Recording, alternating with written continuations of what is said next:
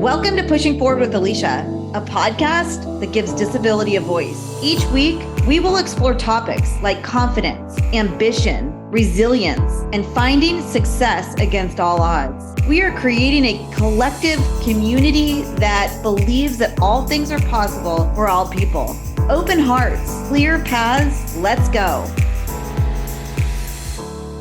Welcome back to Pushing Forward with Alycia. I'm Alycia Anderson, and wow, do we have a guest today? Mindy Scheier. She is leading the fashion revolution in adaptive wear, disability representation in media and TV and in brands. She is making the waves in the fashion world that me as a disabled woman consumer has been dreaming of for all of my life. Mindy, thank you so much for taking a little bit of time out of your day to talk about all of the amazing work that you're doing, your organization. Welcome. Thank you. Thank you so much for having me. I'm honored. So your organization is called Runway of Dreams. You just had an event in New York Fashion Week. Can we talk a little bit about your organization, where it started, and give us a little bit of background there? You got it.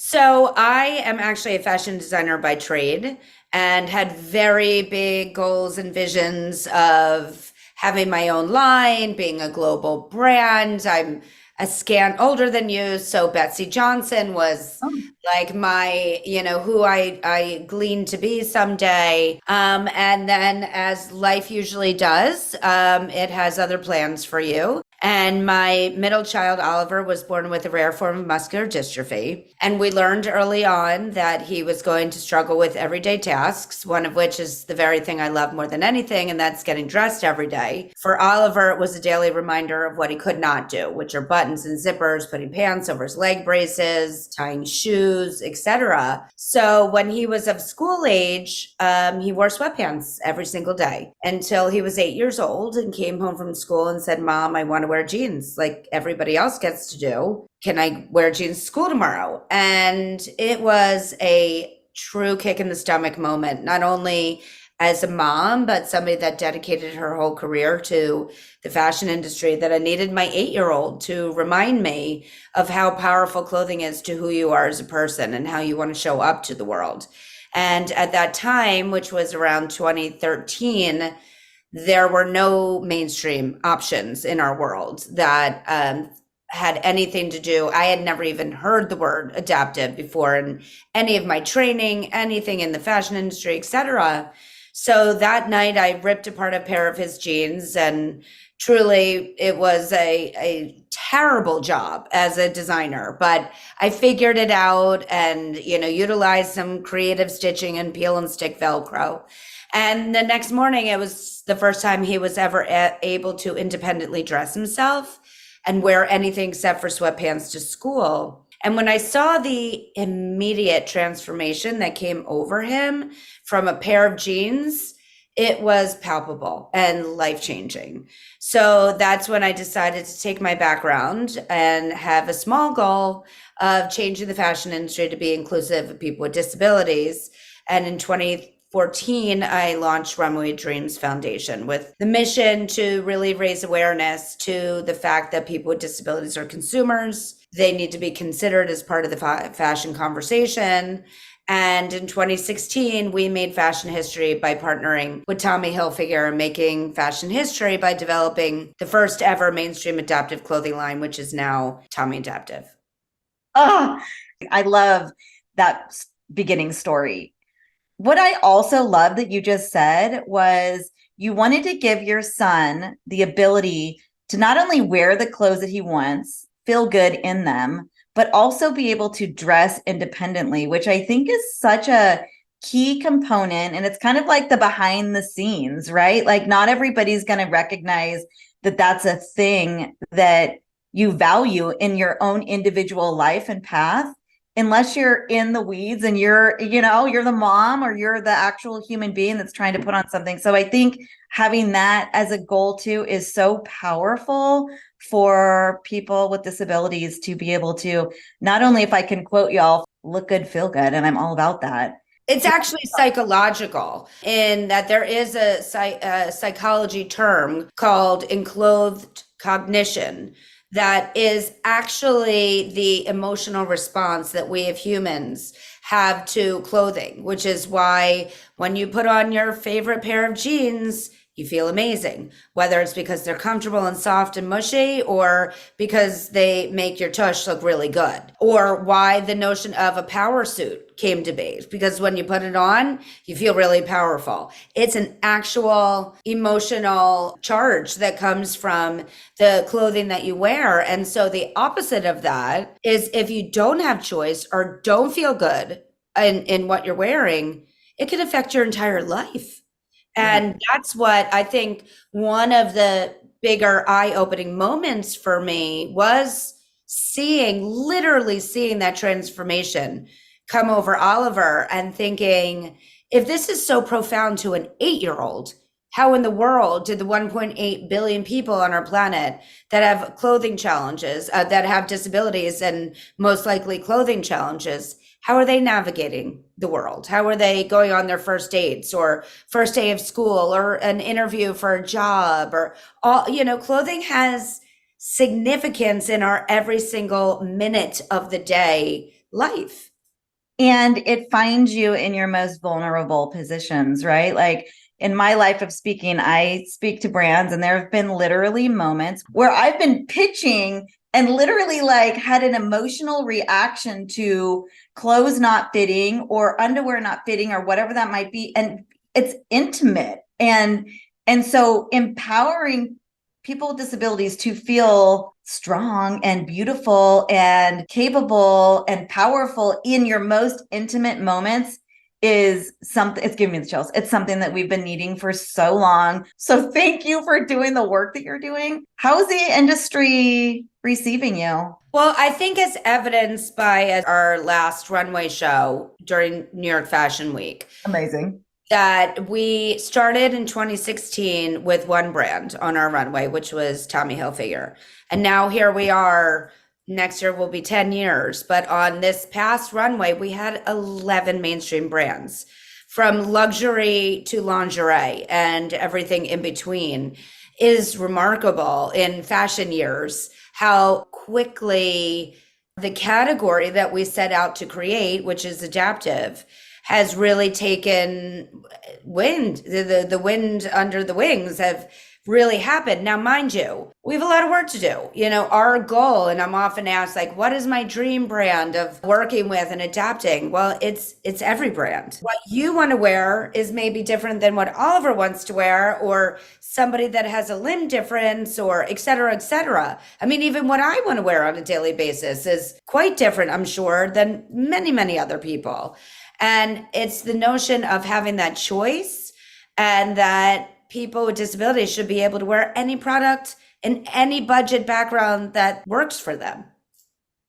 And so I think that is in relation to, I read somewhere that you want to be a category. Like we want adaptive wear, just like you have maternity or other types of categories. Like it should be something that is everywhere and everything. 100%, exactly. And it's actually quite similar to size inclusive, previously plus size, that it is a category. Now, it took a very long time for it to be really, taken out of the basements of department stores and, really kind of made a part of the fashion industry. But now there's so many brands that are in that space, or just offering a larger range of size scale.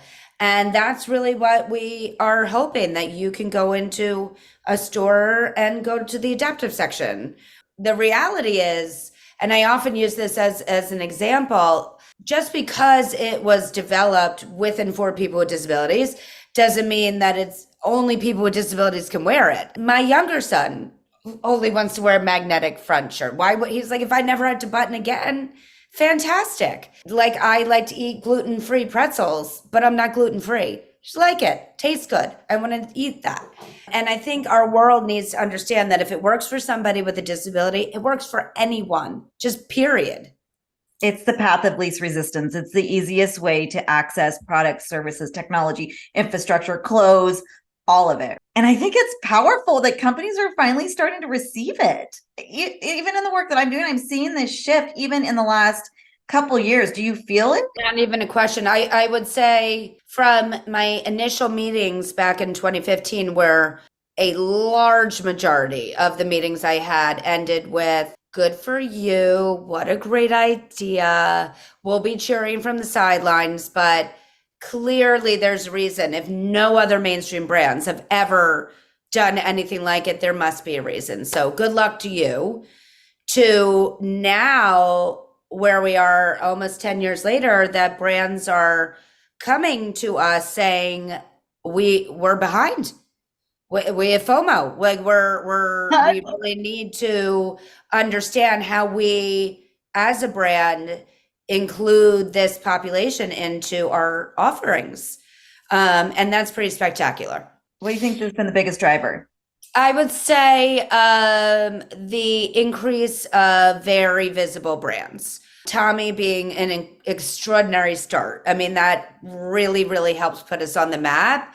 But then once, we started working in Target and Kohl's and JCPenney, Zappos, and now with our launch with Victoria's Secret, it is really prevalent now in our world, kind of waking up to obviously DEI, because that's all everybody's talking about.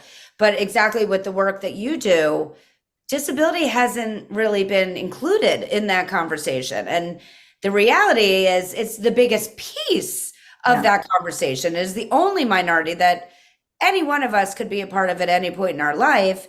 And it's also the only minority that intersects with every other minority. So when you look at it from that perspective, it's almost unimaginable that it hasn't been a part of the DE&I conversation. It's so unimaginable. It's so wild. Authentic representation is definitely what y'all are doing. After our partnership with Tommy Hilfiger, literally the floodgates opened and so many other brands started gleaning onto Runway Dreams and how do we have people with disabilities on our runways, or we want people with disabilities in our commercials, or we want to start developing products for people with disabilities. And the incoming requests were so big that it was very clear that a second company needed to be born, and that was Gamut Management, which was launched in 2019 as the first of its kind consulting and talent management company, exclusively representing people with disabilities and only working with brands in the adaptive space. And I do think, kind of going back to one of your previous questions, that notion, if you don't see it, you can't dream it, has never been more important than in this population. That seeing a person with a disability on a huge movie, or a regular commercial, or on a runway, or in a magazine, et cetera, starts to normalize who is a part of our population. And that is another reason why it became really, really important for proper representation. I really do focus on the word proper, because tokenism or just checking a box and saying, good for us, we have somebody with a disability in our ad campaign for Gap. Well, was the production accessible? How did the talent, get up the flight of stairs when there was no elevator in the studio? Were there straws available on set because that person can't utilize their hands and needs a straw? Really thinking through all the nuances of what a talent with a disability needs. And conversely, from the production side, is really helping to create a safe environment, really helping those that are behind the cameras understand how to work with a talent with a disability, and proper words to use and vernacular that's approved in the population, so that it's such a wonderful experience for everyone. And also kind of taking out that fear of it, which is one of the reasons why I believe that it's taken this long, is because everybody's been so afraid of making the wrong product, saying the wrong thing, shooting people with disabilities in the wrong way, etc. But like everything else in the world, it takes learning and education, being curious, and doing it, actually doing it. And I think all this time that everybody's been like, let's not get involved in that. I'm too afraid of doing it wrong, was exactly why it took so long for us to get here. Maybe one step further also is taking that amazing piece of marketing that a company is going to create and then going further within their organizations of embedding those philosophies into their organizations and their product development and more marketing, and have it not just be this one check off the box, but a fluid, continual visual reminder that we are also a part of this world and humanity. This is a perfect time to take a quick break. You are listening to Pushing Forward with Alycia, and we will be right back. Thanks for listening today. If you have an episode idea, know someone I should interview, or have a story that needs to be told, reach out to me at alyciaanderson.com. That's ALYCIA Anderson with an O.com. Click on podcasts.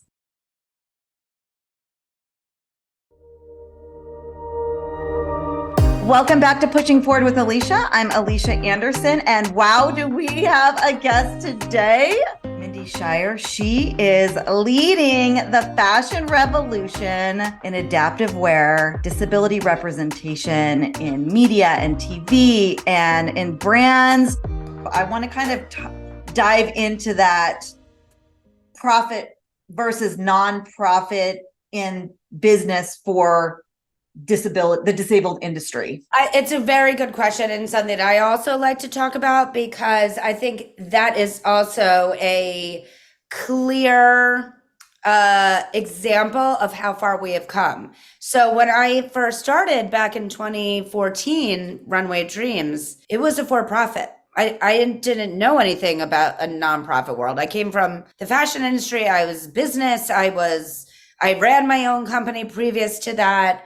And once I heard over and over and over again from meetings that I had that, they weren't willing to take the financial risk, and it's never been proven, and there must be a reason why nobody's in it. I just knew that if I got the product out there, that the population would reveal itself and reveal that this is a business opportunity. And the only way that I could figure out how to make that happen was to become a nonprofit. Because if I was completely off base and the population didn't reveal itself and it was a bust, the brand that I got on board would have gotten a tax refund. Mm-hmm. And so therefore it wasn't as much of a risk, and it felt good. Contrary to my true beliefs that people with disabilities are always pigeonholed into nonprofits. And as the parent of a son who's now 18 with a disability, I always like to instill in him that he is not a charity case, that he is as capable in other ways as anybody else in this world. But it's what I had to do to build the case and really kind of have Tommy see firsthand that this was white space. Holy cow, nobody's doing this. This is amazing. We're pioneering. We're the first brand to ever get into the adaptive space. And that's fortunately exactly what happened. So it was a necessary path. And this is what I always like to say to any other entrepreneurial minds out there, that it is so important for you as an entrepreneur to have your North Star, to know what is your goal, and how you get there may not always be how you first think you're getting there. And you have to be open to doing whatever it takes to get to that North Star moment. And that's really why I pivoted and became a nonprofit. But that even made it more important for me to start Gamut, because the business opportunity is really what I wanted to be able to embed in companies. And exactly to your point, Victoria's Secret's a great example, that we worked with them not only on developing product, but internally with their HR, their sales teams, their customer service teams, their hiring practices, to make sure that they are also internally including people with disabilities in every way that they can, because that would be inauthentic if they had product for people with disabilities but had nobody or couldn't even have anybody working because they weren't set up properly as a company could handle people with disabilities. So bravo really to Victoria's Secret for doing it so right and taking the time to do this fully and completely. And I think that that's a huge lesson to corporations out there, is including disability is in every level of the organization. It requires different training depending on the department, different implementation, all, it's multi-layered, multifaceted, and ongoing. And so that's just really beautiful work. So are we missing anything? People with disabilities are natural innovators because they have to be to navigate a world that wasn't developed for them. So tapping into the brilliance of this population is only going to improve our world multifold. I mean, I love this example of texting was developed as an alternate way to communicate for people that could not communicate in a typical way. Now it's the most used form of communication in our world. So when you think about something like that, there's so much opportunity in tapping into this population and learning. Even if that's not your lived experience and it's in your life in some way, or you experience and you have experience, your example in the fashion industry, you have connections and power and all of these things that you can leverage to advance something that you see is missing. Like, that is how we grow. It's so powerful. I agree. But really, the key to the power is including people with disabilities at every step of the value chain. And that's really our founding principle of Gamut, is that we include people with disabilities truly from the very first meeting all the way through to marketing, PR, etc. There is no one that is that powerful without the multitude of voices coming together and saying, this is how we should think about doing it. This is something that could work for so many people. And it's a really important principle that it's something that has to be adopted in this space, is to really have voices of people with disabilities involved. Nothing for us without us. 1000%. I would love for you to tell our listeners how to find you, how to support your organizations, how to get involved. So for Runway Dreams Foundation, you can go to runwayofdreams.org, find out about our programming, learn about what we're doing and why we're doing it. We also often refer to Runway Dreams as the why and Gamut Management is the how. And that's gamutmanagement.com. If anybody is listening that has a disability, we would love you to join our talent community. We believe in power in numbers. So our requirement to joining our talent pool is you have to have a disability, as well as anyone listening that is involved in product services or product development or marketing, etc. Look into the services that we do at Gamut. We are there to support and guide you together through the process of getting into the adaptive space, which truly still to this day is white space. It's powerful, Mindy. It's been my privilege to watch the growth of your organizations and just all the impact that you're having. And personally, thank you for the work you're doing, because it makes me get better putting on my own clothes. So that's my selfish little bit. We like to wrap up this podcast with a pushing forward moment. Is there a little nugget that you can gift away today to our listeners? I love nuggets. And if I may, I have a couple. Okay, please. I love it. The first one is rejection is just redirection. Because when you think about it that way, first of all, it's so much less painful, so much less hurtful. And it helps you kind of pick yourself up and say, okay, that just means I need to go in a different direction. I got you, universe. That's number one. Number two is one idea can change the world. And I mean that from the basis that it can be one idea that changes one person's life is just as profound as one idea that changes the world. Change is still change, and put your idea into motion. And the third is a little kind of fable that I love to share because I think it wraps up everything so perfectly. And it's about a teacher in a wheelchair that rolls up to school on a very snowy day, and he sees the person shoveling the stairs. And he says to him, "Can you do me a favor? Could you shovel the ramp so that I can get into school?" And the custodian said, "You bet. Let me just finish shoveling the stairs and I'll do that next." And the teacher looked at him and said, "But if you shovel the ramp first, everyone can get into school." My gosh, I love that so much. It just gave me the chills up and down my entire body. It's so true and so profound that let's build more ramps, everyone. We can do it. Less stairs, more ramps. Mindy, you're absolutely amazing. I'm so happy that our universes have crossed finally. Me too. It has been my pleasure to meet you. Thank you so much for your time. And to our listeners, thank you so much for spending some more time and space with us today, and for supporting this podcast and for helping our movement.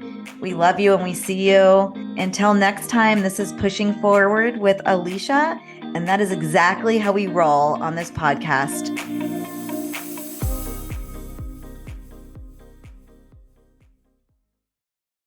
If you're an employer who would like to learn more about disability inclusion in the workplace, lessons on ableism, and how accessibility can drive innovation in your company, please check out my micro training series at alyciaanderson.com. That's ALYCIA Anderson with an O.com. Click on micro learning.